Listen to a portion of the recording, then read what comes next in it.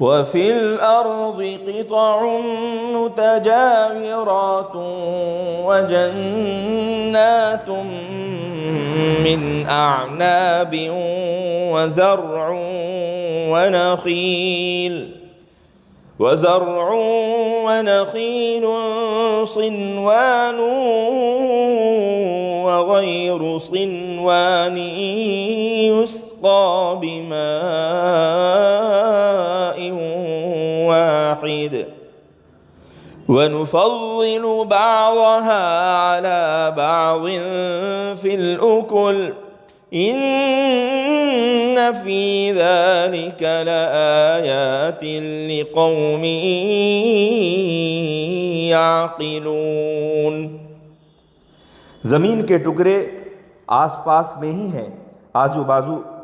ہی میں ہیں، انگوروں کے باغات ہیں، کھیتیاں ہیں، گنجان اور کھلے کھلے کھجور کے درخت ہیں۔ یہ سب ایک ہی پانی سے سیراب کیے جاتے ہیں، اور اس کے باوجود ہم پھلوں میں ایک کے مقابلے دوسرے کو عمدہ بنا دیتے ہیں۔ بے شک اس میں ان لوگوں کے لیے نشانیاں ہیں جو عقل سے کام لیتے ہیں۔ یہ اللہ تعالیٰ نے اپنی قدرت کی نشانیوں کو گنایا ہے، اور اس قدر زبردست انداز میں گنایا ہے کہ آدمی حیرت میں پڑ جاتا ہے۔ دیکھیے، بلند آسمانوں کے مقابل پس زمین ہے، آسمان کے ساتھ چاند سورج کا بیان ہے، اور اس طرح بیان ہے کہ ہر ایک کی رفتار الگ الگ ہے اور ہر ایک کا کام بھی الگ الگ ہے۔ ایک کی گرم اور تیز شعاعیں ہیں جو وہ اپنے کام پر مامور ہے، دوسرے کی ٹھنڈی اور دھیمی چاندنی ہے جو اس کے علاوہ کوئی دوسری مخلوق نہیں بنا سکتا۔ اسی طرح یہاں زمین کے مختلف احوال اور اس سے تعلق رکھنے والی مختلف چیزوں کا تذکرہ ہے۔ کہیں پہاڑ کھڑے ہیں، کہیں دریا رواں ہیں، جو میوے اور پھل پیدا ہوتے ہیں ان میں بھی شکل و صورت، رنگ، مزہ، چھوٹے بڑے بلکہ نر و مادہ تک کا اختلاف ہے۔ کبھی زمین دن کے اجالے سے روشن ہو جاتی ہے، کبھی رات کی سیاہ نقاب منہ پر ڈال لیتی ہے۔ پھر طرفہ تماشا یہ دیکھیے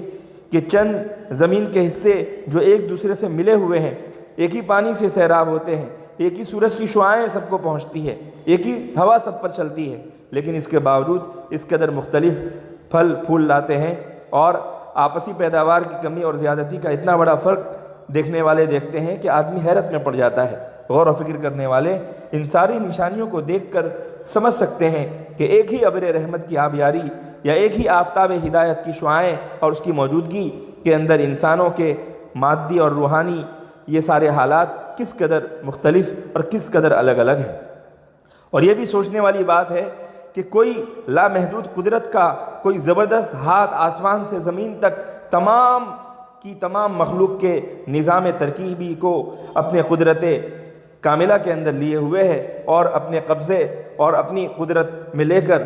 ہر چیز کو اس کی استعداد کے مطابق اس کے دائرۂ عمل و اثر کی بہت مضبوط حد بندی اس نے کر رکھی ہے۔ پھر ایسی